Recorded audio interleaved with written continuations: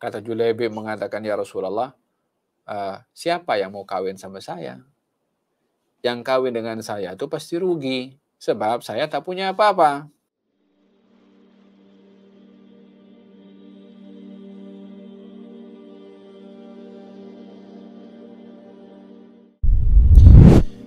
Idan berbicara tentang bagaimana perintah Nabi itu dilaksanakan oleh para sahabat, kalau datang daripada Nabi selalu akan dilaksanakan.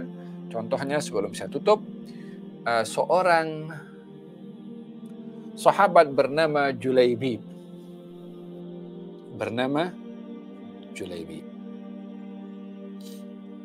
Julaibib ini seorang sahabat yang wajahnya tidak handsome, tidak ganteng.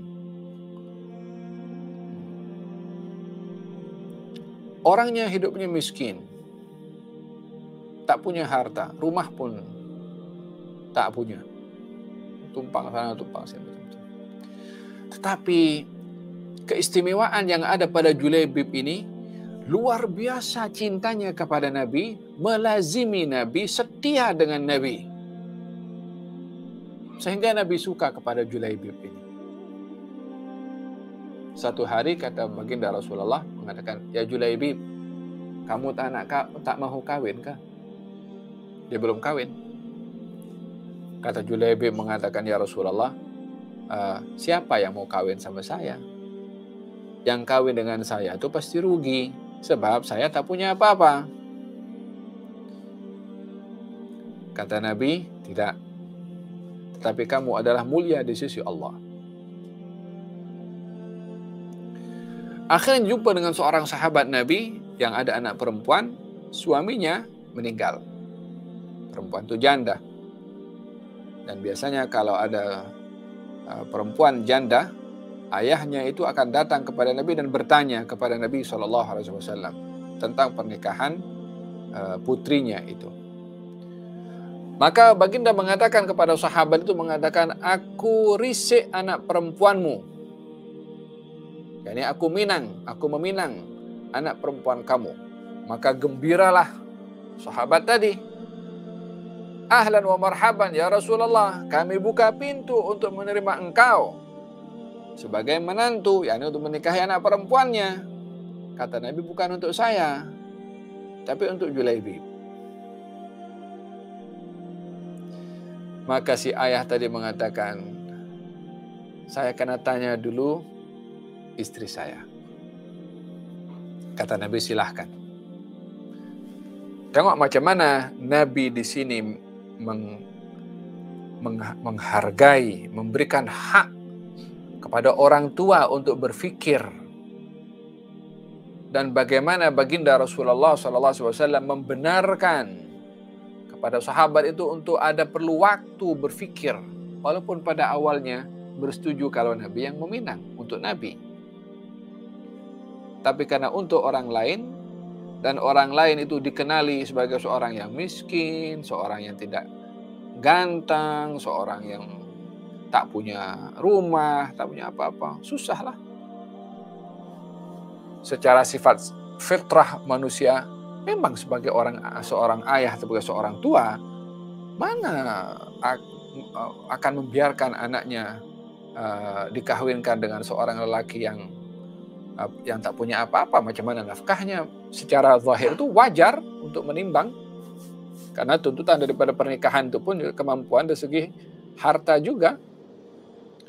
Wahai sekalian anak muda, kalau kamu mampu pada harta dan kekuatan tubuh badan untuk menikah, maka berkahwinlah. Tetap dituntut dalam hal ini kemampuan.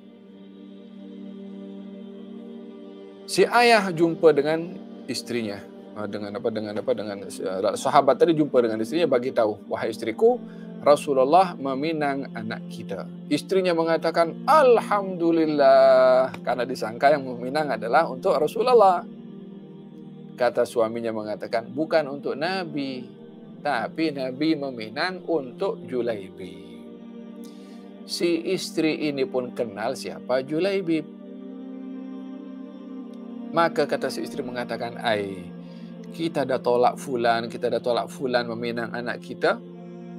Ini pula yang lebih teruk daripada fulan bin fulan tu yang sebelum ini meminang anak kita, kita tak terima." Macam mana?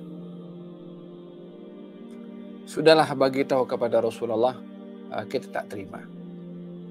Maksudnya untuk dinikahkan anaknya dengan Julaibib. Perbualan antara suami istri tadi didengar oleh anaknya, anak perempuannya. Kata anak perempuannya mengatakan, apa yang dikatakan oleh Rasulullah? Katanya Rasulullah meminang kamu untuk dinikahkan dengan Julaibib. Anak ini pun kenal dengan Julaibib.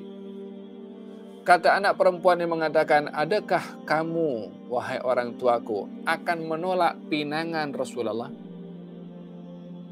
Adakah ada hati kamu untuk mengatakan kepada Rasulullah, aku tolak permintaanmu, wahai Rasulullah? Sanggupkah nak berbicara demikian kepada Rasulullah? Tercengang kedua orang tuanya. Disoal oleh anaknya yang setia, loyal, taat kepada Nabi SAW. Kata anaknya, aku terima pinangan Rasulullah. Dia tak peduli siapa orang tuh yang akan dinikahkan kepadanya. Dia tahu Rasulullah. Dia tidak mengetahui secara menyeluruh tentang Julaibib. Dia hanya tahu Rasulullah dan ini pinangan datang daripada Rasulullah. Dan dia tahu siapa yang menjadi orang tengah kepada pinangan ini. Adalah seorang yang wajib dipatuhi, wajib diimani, wajib dicintai. Aku terima pinangannya, kata perempuan itu. Datang kepada Rasulullah, katanya, kami terima. Berkahwinlah Julaibib dengan wanita tersebut. Dalam masa-masa awal pernikahannya, datang seruan untuk berjihad. Julaibib pun ikut.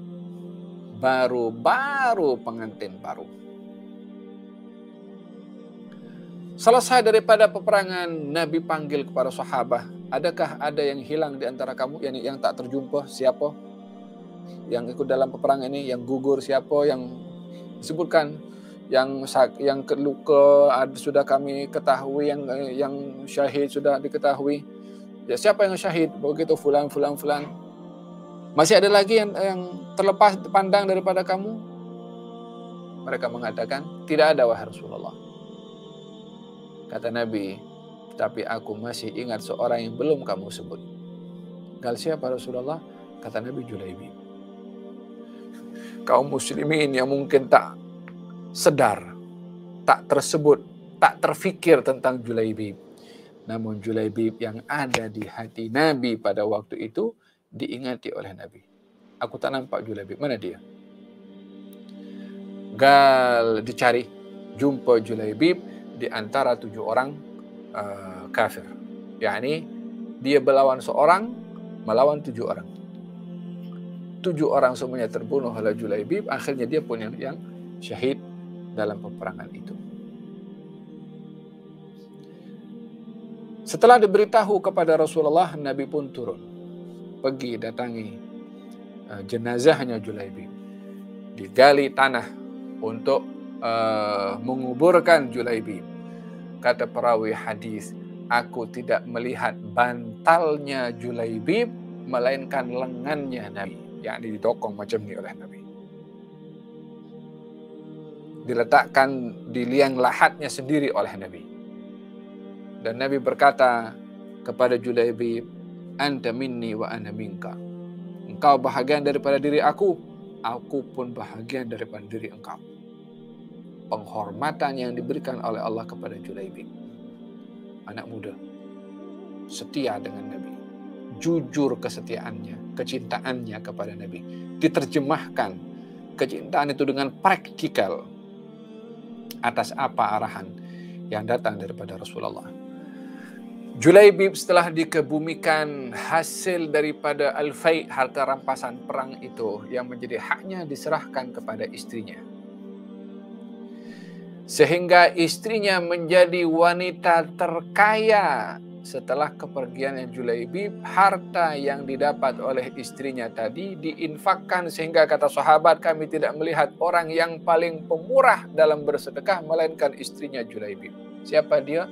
Itu perempuan yang setia tuh, yang ketika datang pinangan daripada Nabi, walaupun orang tuanya melihat Julaibib ini susah dan macam-macam, tapi dia sendiri melihat ini perintah daripada Nabi, kita kena terima.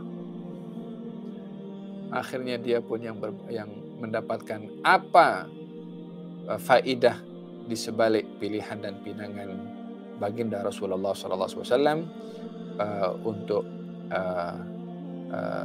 Julaibib. Ini kunci untuk kita termasuk daripada golongan anak muda yang cinta kepada Allah dan Rasulnya, dicintai oleh Allah Rasulnya. Kunci utamanya adalah ketergantungan hati ini kepada baginda Rasulullah.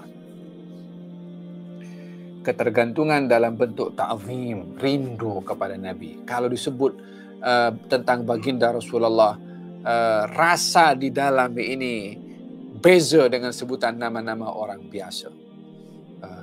Menempati hati kita nama Rasulullah SAW, kaji sejarahnya dan sirahnya, akan tertanam dalam hati kita kecintaan kepada baginda Rasulullah. Dan yang kedua adalah penghayatan kepada sirah, penghayatan kepada sirah Rasulullah diterjemahkan melalui kita yang perbuatan. Dan jadilah anak muda yang memiliki jiwa seperti anak-anak muda yang dididik oleh Nabi SAW. Jadilah seorang pemberani, namun dengan target yang betul. Jadilah orang bersemangat, namun dengan target yang betul. Jadilah orang yang memiliki skill, kemahiran dalam apapun juga. Sebagai engineering, sebagai accounting, sebagai arsitek, sebagai ahli pakar ekonomi. Gunakan semua itu untuk target yang betul, menepati syariat Nabi Muhammad.